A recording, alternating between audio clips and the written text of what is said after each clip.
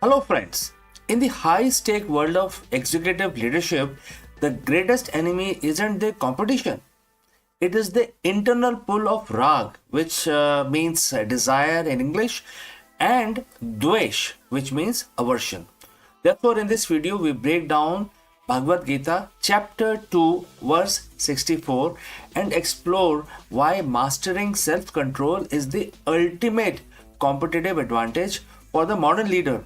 While most leadership training focus on the external strategy, the Gita focus on the internal state of strategist.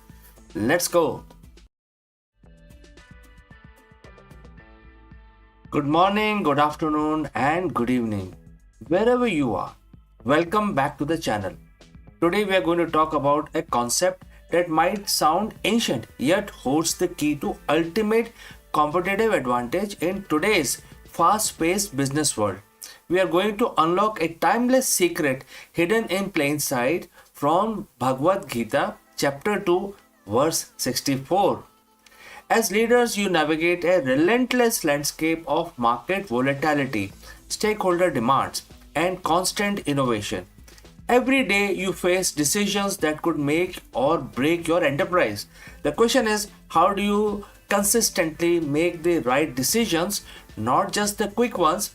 How do you maintain clarity amidst chaos?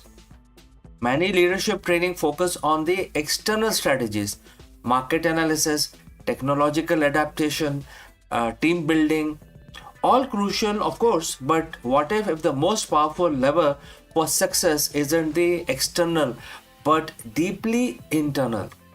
What if the greatest competitive edge lies within you? In a sense, this verse teaches us that one who controls their senses, freed from desire, which is rag, and aversion, which is dvesh, while engaging with the world, achieves true serenity and clarity, which in Sanskrit also known as prasadam. Now, let's translate this ancient wisdom into language of the modern C-suite.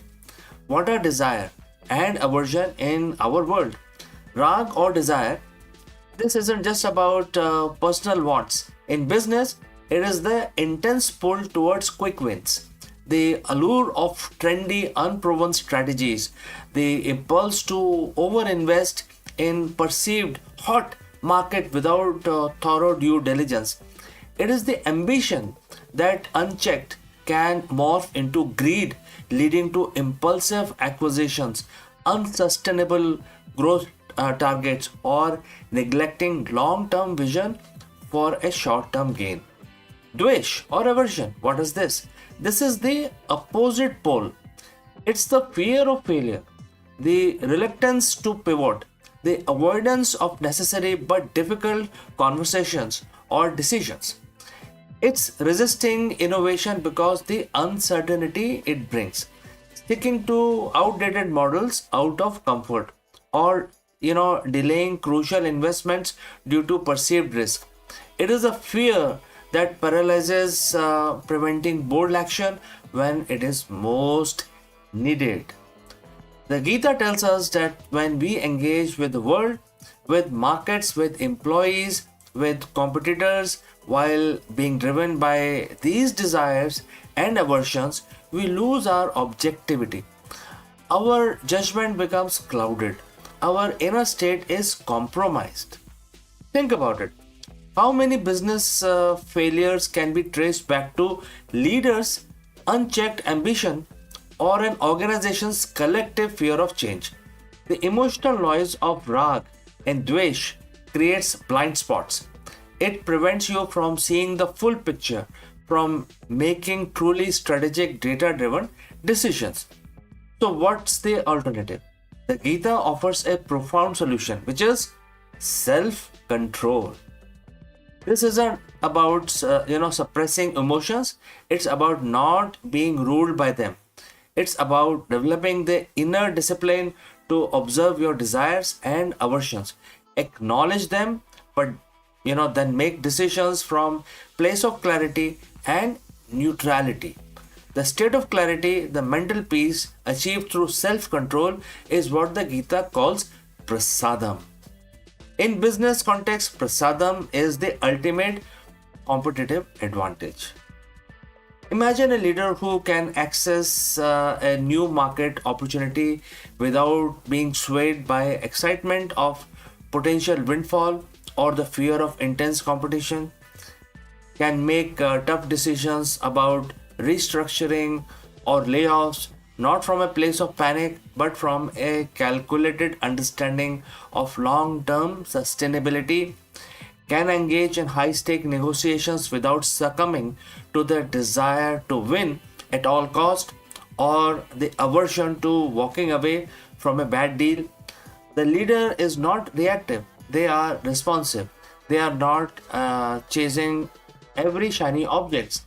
They are pursuing their vision with unwavering focus. This is the disciplined leader operating from a place of prasadam. Let's look at the practical implication of this. First, strategic clarity. When you are not swayed by the latest market frenzy, you can see the genuine opportunity and the true risk. Your strategic planning becomes more robust, less susceptible to hype cycles. Number two, resilience in crisis. When the crisis hits, the disciplined leader, does not panic. The disciplined leader, free from the immediate aversion to loss, can calmly assess, adapt, and innovate, often emerging stronger. Number three, empowered teams. Your composure set the tone. A leader who embodies self control inspires confidence and trust. Teams feel secure knowing that decisions are made thoughtfully and not impulsively. Number four, sustainable growth. Unchecked desire often leads to unsustainable expansion or reckless financial decisions. Self control fosters a long term perspective, leading to growth that is both robust and ethical. So, how do you cultivate this self control? It's not an overnight transformation, but a practice. What you could do is mindful pauses. Before making a significant decision, especially under pressure, pause. Ask yourself, am I reacting from desire or aversion, or am I seeing this objectively? Next, seek diverse perspective. Actively solicit input from those who may challenge your initial inclinations. This helps to neutralize your inherent bias on past decisions. Analyze successes and failures, not just for the external factors, but for the internal emotional state that might have influenced them. Next, cultivate presence. Practice like meditation or simply taking a few deep breaths before, taking any high pressure, decision or handling a high pressure situation, and that can help you around, bring you back to the state of inner control. The grace or prasadam mentioned in the Gita isn't some mystical unearned blessing. It is the natural outcome of the mind that is no longer held captive by its own attachment and resistances. It is the reward of the disciplined leader. In a world where agility and innovation are paramount, the ability to act without being emotionally entangled is the ultimate competitive advantage.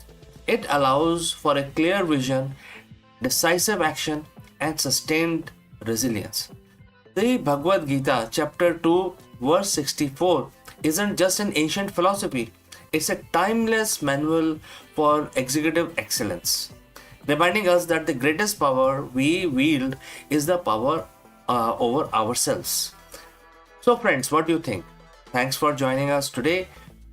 May you lead with clarity, discipline, and true competitive advantage. Do let me know what you think in the comment section below, and I will catch you again in the next one.